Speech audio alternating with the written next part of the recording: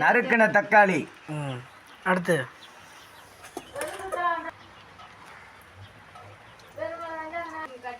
நறுக்கின வெங்காயம். அடுத்து புதினா. அடுத்து அரைச்ச இஞ்சி பூண்டு பேஸ்ட்டு. வான்கோழி கறி ஊர்னது தயிரில் ஊற வச்சது.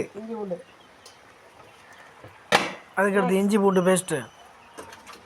அதுக்கடுத்து எண்ணெய், பட்டை, கிராம்பு எல்லாத்தையும் கொட்டுறது. மசாலா 4 பாக்கெட். பிரியாணி மசாலா 4 பாக்கெட்டு.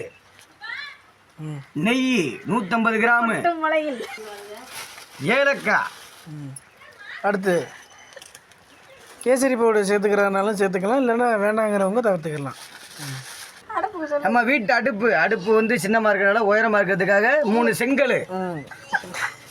சட்டி. கேஸ் அடுப்பு கிடைக்கல, கேஸ் தீர்ந்துருச்சு. அதனால இயற்கை முறையில் நம்ம விறகடுப்பு. சிலிண்டர் விலை உயர்ந்துருச்சு, அதனால இந்த ஐடியா. ரெடி அடுப்பை பற்ற வச்சுருக்கோம், சாப்பிட்டு வச்சுருக்கோம்.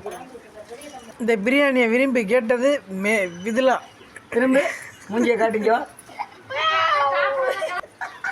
இப்போ அடுப்பை பற்ற வச்சுக்கலாம். ஒரே புகையாக வருது, மூட முடியல.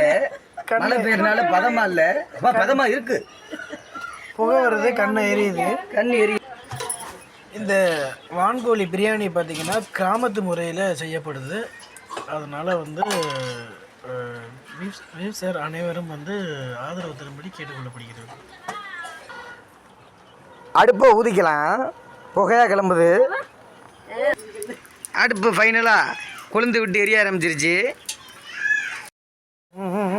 இல்லை சட்டி காயட்டான், புகை கிளம்புது, தண்ணி கிடக்கு.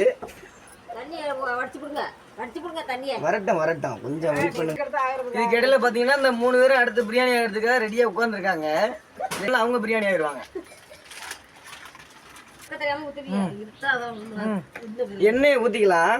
சுத்தமான செக்குல ஆட்டின எண்ணெய். எண்ணெய் என்ன அது சேர்த்துக்கலாம். ஒரு ரீஃபண்ட் ஆயில் சேர்த்துக்கலாம்.